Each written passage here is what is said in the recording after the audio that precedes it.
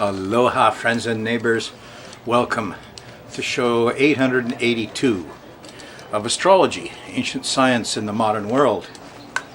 And my message to you this week is that, like just about everything else you've been taught about in the Western world, your medicine system, your justice system, I don't want to get into it too deep, but the astrology system you've been misled.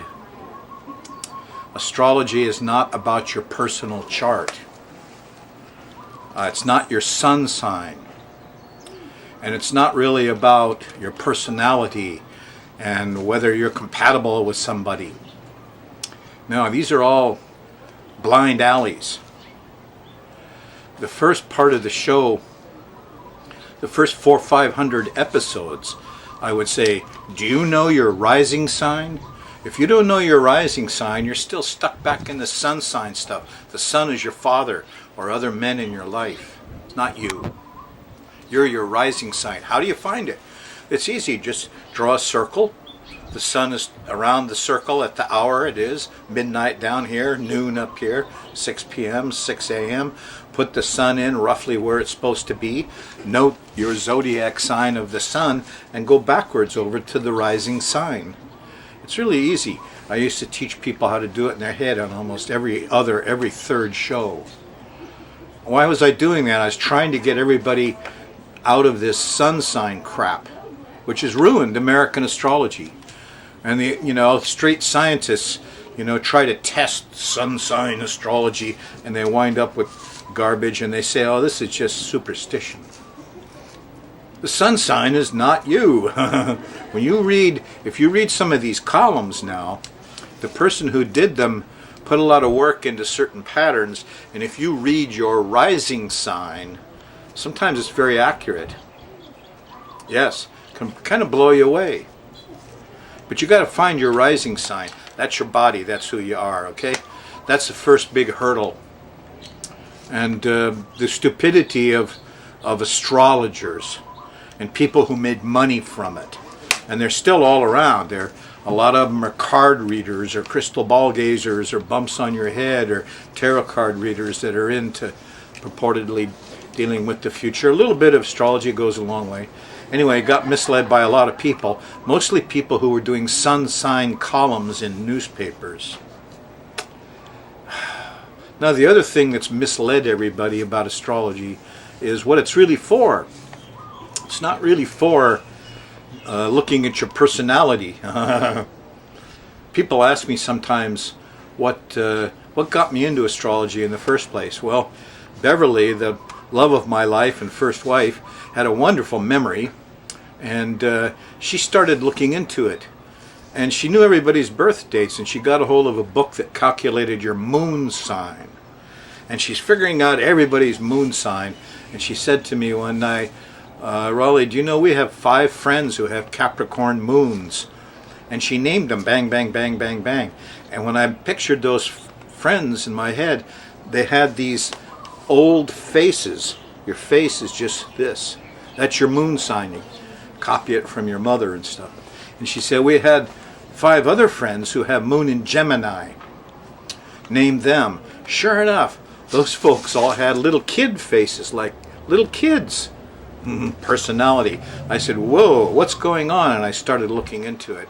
That was the first introduction. But the point I'm really making is it's not just for studying you.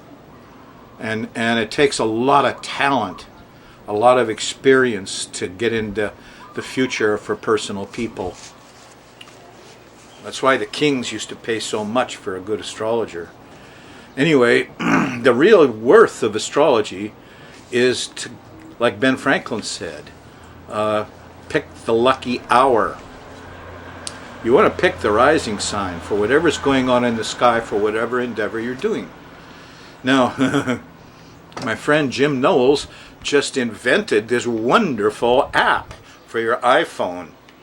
And then through a quirk of fate, it's been asked me to name it Sky Mirror Astrology.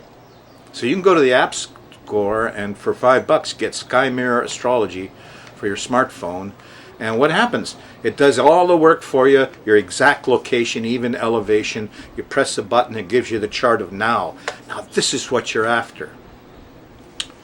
Okay, let's switch games here. There's a thing called the Antikythera mechanism. You see on the History Channel in Ancient Discoveries. And it is a rusted old thing about this big. And they found it on a Greek merchant ship. It's 3,000 years old. Put it in the museum. Finally somebody said, well, what could be in there? And they decided to x-ray it. It was full of little gears and cogs. And yes, by the time somebody got into this, what they found out is this mechanism was like a clock. And you could adjust the time, the date, and it would tell you the chart, where the planets were, where the moon was, what phase, the rising sign. Now this was an expensive machine. It had, 120 gears in it, all made of, brass or gold or something. Anyway, upshot was people are astounded that this level of sophistication existed amongst the Greeks.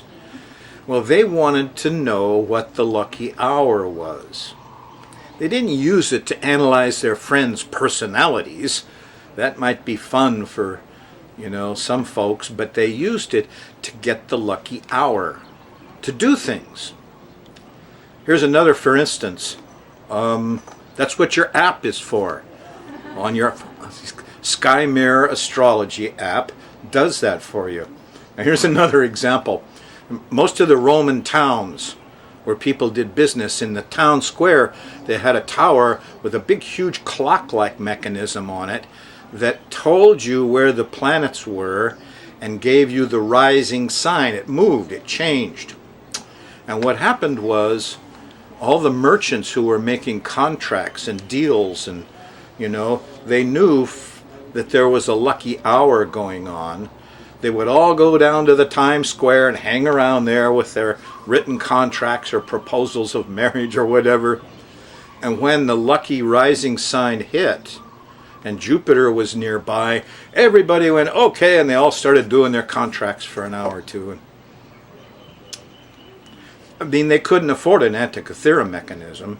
They couldn't afford, there was no such thing as the $5 Sky Mirror Astrology app that you now have at your disposal. When I first started this, I was doing slide rules and charts by hand.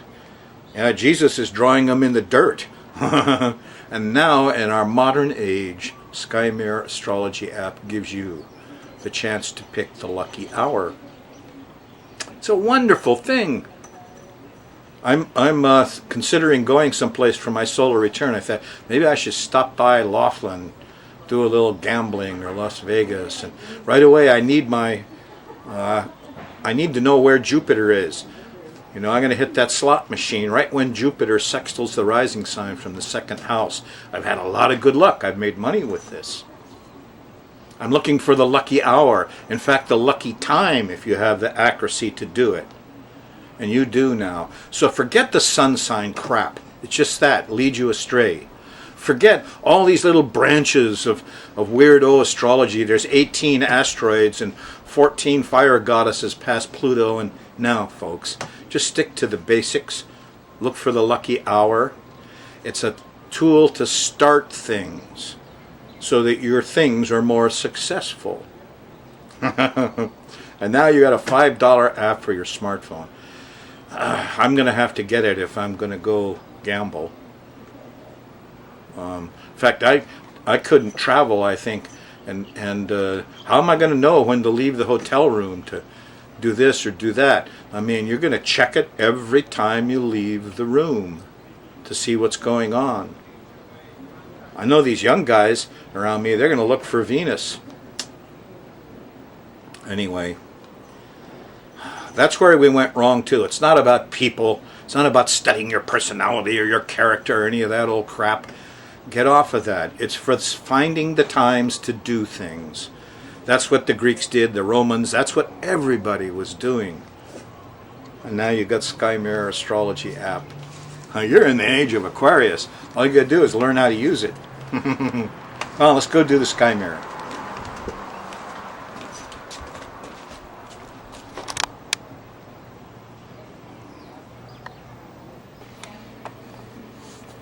Hey, let's check out the Sky Mirror. Sky Mirror Astrology. That's what it's called at the App Store. Get it and start doing real astrology. Yeah, it's okay, you know, if you want to do natal chart stuff, find out why your love life is so strange, go ahead, look up your Venus, see what squares or trines at what sign it's in, what house it's in. You can find out all about your secret desire life. But I don't think that's real worthwhile. Long term, what you want is to be able to know when to start things, whether it's a phone call or a trip or just to start frying a steak. Yeah, once you're good at it, ooh boy, great fun. Well, we're going to go after the first week in November here and see what's coming up for you. Mercury goes direct on November 10th, about 11 a.m. And, you know, good time for writing, teaching, talking, new ideas. Sunday, 11 a.m., the 10th. There's some other things happening too. Jupiter, for instance, is stopping. And Jupiter throws lightning bolts of truth. Oh boy, there he is at 20 degrees of Cancer. He's stationing on November 6th at 7:04 p.m. And, you know, it's going to get stronger and stronger, these new ideas, this aha, now I see it clear. That's what Jupiter really provides. Now there's some very interesting stuff going on, because when Mercury stopped up here and went retrograde, it was at 20 degrees of Scorpio, trining Jupiter. Now it's coming back and stopping, and it's going to go forward again, and in a week or so it'll hit 20 degrees, and a lot of the aha, now I see it clear, you will be communicating, talking out, settling down. So there's a lot of wisdom going around, a lot of natural knowing, huh? And it's getting kind of sexy too, because here's Mars. Mars is 10 to 16 Virgo, and Venus, the next half of your next week, is going into Capricorn. So it's kind of social. You notice that there's a bunch of sextiles here. In fact, Neptune sextile Pluto, Venus sextile Saturn, the Sun, Mercury sextile Mars, sextile Jupiter. Wow, all these guys are kind of working together. Except for this one. He's left out. It's the union, it's the environment, it's astrology. When I think about it, you know, I mean, here I am clear back, you know, 30 years ago in print, and trying really hard to make a living. And it was tough. Everybody talks sun sign astrology is very difficult. And now we just barely, I got past that, and I realized that the public hasn't. And they're still doing personal chart astrology. You know, that's, people lie. You can't even get somebody to tell you what they ate yesterday. So people are not good to analyze, even if you have a really good chart, you know. They won't admit to a lot of stuff. Well, let's see what it looks like day by day. We're going to run the moon around the edge here of the planetary pattern and see what pops up. If you're on the Thursday show, the moon's in the crash zone here. It's in early Libra and opposing Uranus and squaring Pluto, and you're getting twirlies still. And I should mark it in. This is probably the last of it. Say, what happened to the hurricanes? They're having down little hurricanes. They're having little tornadoes on Oahu all the time now in the midst of their weather tribulations. So there's a lot of downspouts, they call them, water spouts over there. That's what these things are too. Maybe that's all we'll get. We ought to see some off Kona though, if it's placed the way I thought. Anyway, turbulent Thursday happens especially in the evening. Probably the astrology show won't come on. I can tell you stories. Oh boy. Anyway, the moon's in Libra on Friday, November 1st. There's a square to Jupiter in the afternoon, and we're all overdoing it. But the good news is there's a nice sextile to Venus late Friday night. Be with someone you love. Beauty, love, sex. It all feels kind of good. The moon in Libra, with a nice sextile to Venus. Kind of sweet. Gets complicated on Saturday the 2nd because Scorpio, it's got Saturn there. So, sober. It's also got Mercury, which is going backwards. So, your Saturday starts, you're going to have a leftover Venus, love, sex, beautiful stuff. And that transitions to the trine to Neptune, which is basically music, art, religion, church, sensitivity, color, beautiful stuff. Then it hits the North Node Saturday night, and everybody's feeling like they're being nurtured. That's quite nice. And as you go late Saturday night, there's a sextile to Pluto. We feel powerful. Sextile to Mars. Everybody's getting kind of randy. There's a lot of testosterone around. Yeah. Can't help it. The thing is, there's that new moon. It's right here. The new moon's at 11 Scorpio. It's actually an eclipse. And I wrote down Sunday, 1 a.m. in the morning.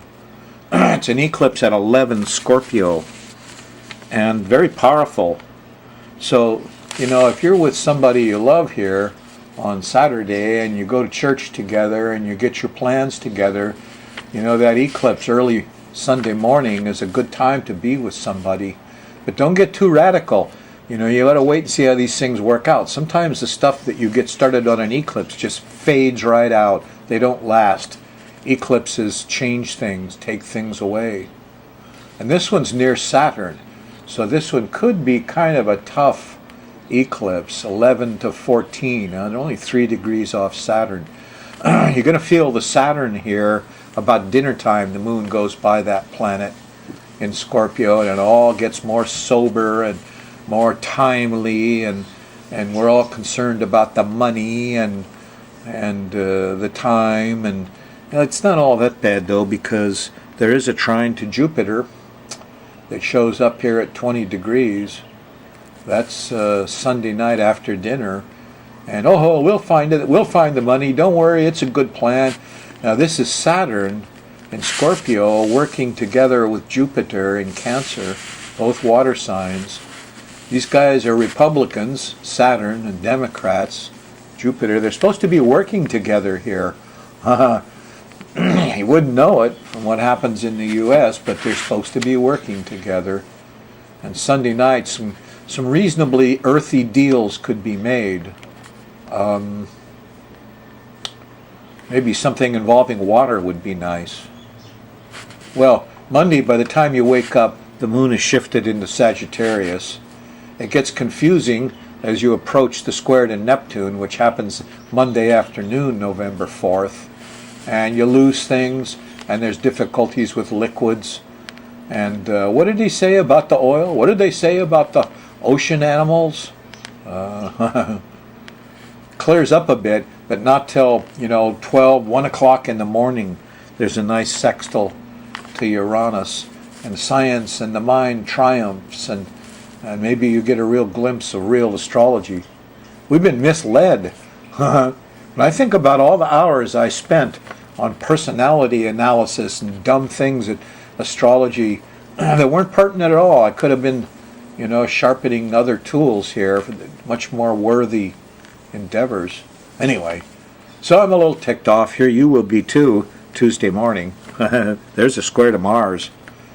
I'm in a hurry, I gotta go. And yet here's the alarm, and here's the telephone in the middle of the night. There's things going on here that well, ask yourself what you're protecting Tuesday. This is not a good time for your road rage, even though you might feel a little bit like it. Wednesday morning, the moon shifts into Capricorn, and you're in the Venus zone, and it's sexy. Capricorn is a very sexy sign. You ever been around any goats? Yeah, it's very randy and capricious. lots of time, but it's a very sexual sign. And here, right away, after you hit the Venus zone, there's a sextile to Neptune. So a glass of wine, a loaf of bread and thou with me under the bough. Anyway, pretty nice Wednesday. I hope you're in the pleasure zone and you have somebody with you.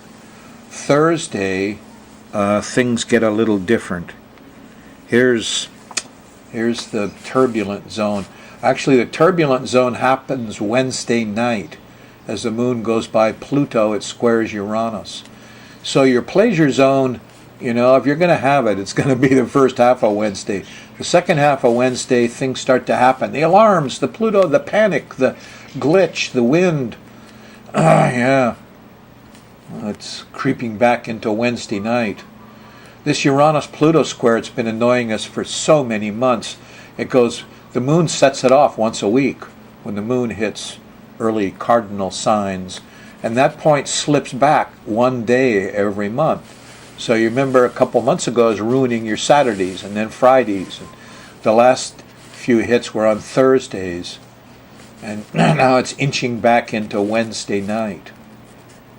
So here's your glitch zone.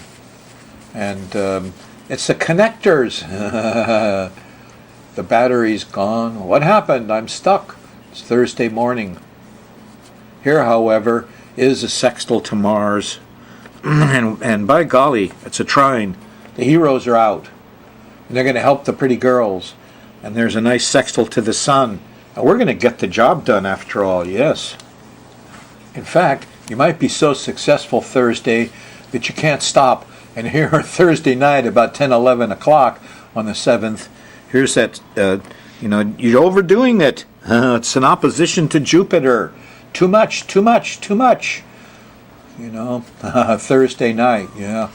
Friday morning, the moon's still in Capricorn, nice and settling till you get past the middle of the day. Then it shifts into Aquarius, and things do mellow out a little bit, even though Friday night there's a nasty square to Mercury and trouble communicating and transportating.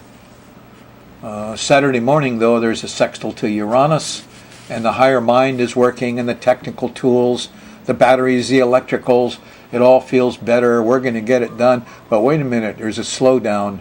In the afternoon, the moon squares Saturn from Aquarius. Ugh, no money. Depression. Can't get things done. Square to the Sun. Saturday night. I'm glad I didn't go out and try to get things done. No. Sunday, the moon's still in Pisces for most of your day, and you're going to feel that slowdown and the money and the worries and stuff pretty much all morning. Once it shifts into Pisces, though, the moon will hit this Neptune, Mercury thing. That's about dinner time here. And as soon as you feel the moon in Pisces, it'll become more easygoing and adjustable, and there'll be music and art and kids and fun, and it's a much better Sunday afternoon. So this is not the time for the party on Saturday. Everybody late and broke. No, more better you do them Sunday afternoon, huh? Well, that's a rundown on the week for you. Jupiter, of course, is the big news. When Jupiter stops on the 6th, at 7:04, look for some lightning bolts of truth. Yep, he'll be there. He always produces, old Jupiter does. All right, let's review a hurricane prediction. All we got is little whirly winds. I'm glad my prediction was wrong about Hawaii, but this was the October 4th new moon. And I went over it a couple of times because that's the one that opposed Uranus. And what you see here is India. And you can see the Uranus is on the descendant. That's the one you don't like. And it's running right up through here. And here's the new moon, the moon and the sun. And Pluto is on the bottom of the chart. And they all just concentrate right in here along this area of India, yeah? Now check this out. Okay, here we are. I'm on the 17th of October, I guess. And here just a few days ago was a really nasty hurricane came through. See where it hit? Here's that island. Remember the lines ran right up through here? And here is where the devastation was. Maybe you don't remember it, as a couple weeks ago for you, but this was a real bad hurricane. And there was an awful lot of people at risk. So, it was October 4th. We got our new moon warning, and I was a full month or two ahead of this one. But October 4th, and then here just 10 days later. Yeah, that's happened fast, huh? Unfortunately, they all don't come off so easy. Sometimes 3 months. So I mean, if every one of these astrology predictions was this simple, I'd be famous world over. Just like the old woodcut says, it's not the same on the other side here. The rules aren't all the same, it seems. Here's something completely different. Some of you know I'm on a campaign over the Hawaiian raven, the alala, who's going extinct. Turned out to be the smartest bird in the world. Yes. Here's the same thing in the water. I've been swimming in these waters since 1961, and I never knew about Suda orca. What is it? Well, it's not really an orca. It's a whale, but it's carnivorous. It's very, very smart. False killer whales. Yeah? And they're going extinct. There's only 120, 160 individuals, fully Hawaiian gene structures around the near shores. It says here, Suda orca competitively hunt and share their prey, and have even been known to share their fish prey with human swimmers and people in boats. Does that remind you of the alala? A highly intelligent animal unique to Hawaii? Yes, that's what we have here. We have it in the air with alala. Of course, it's gone extinct with Hawaiians. And here's a Suda orca. Captain Cook said the water's alive with sharks, but nobody seems to get bit. Hawaiians got along good with these animals, just like the raven. And so I'm going to present you with a really wild idea that's come to me this morning. I discovered the raven, largest, smartest raven in the world. The Suda orca, maybe the smartest creature in the water. And when I did my work on Konane, I found out that Hawaiians could memorize the Bible in a fortnight. The Hawaiian people were the smartest. The bird, the orca, and the people, all the smartest in the world in Hawaii.